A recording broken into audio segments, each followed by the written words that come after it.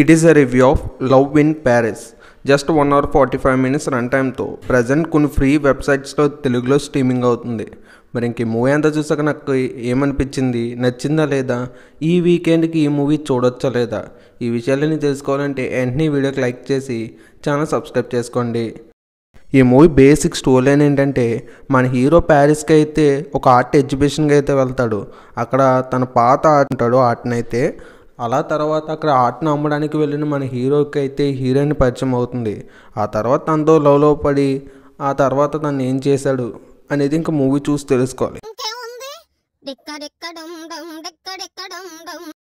ఇది మూవీ అయితే అంత ఇంట్రెస్టింగ్ అయితే ఏం లేదు, చాలా బోరింగ్గా సాగుతున్నట్టు ఉంటుంది. నాకైతే నచ్చలేదు. ఈ సీన్లో ఏమైనా బాగున్నాయంటే అది romance scenes, adult content scenes. ఎవరైతే ఇష్టపడతారో వాళ్ళకి మాత్రం ఈ మూవీ నచ్చుతుంది, అందరికీ నచ్చదు. ఇంకా ఫ్యామిలీతో కలిసి చూడొచ్చు అంటే మూవీ మొత్తం అడల్ట్ కంటెంట్ ఉంటుంది, ఫ్యామిలీతో కలిసి స్కిప్ చేయొచ్చు. ఈ వీడియో కానీ మీకు నచ్చితే లైక్ చేసి ఛానల్ సబ్స్క్రైబ్ చేసుకోండి.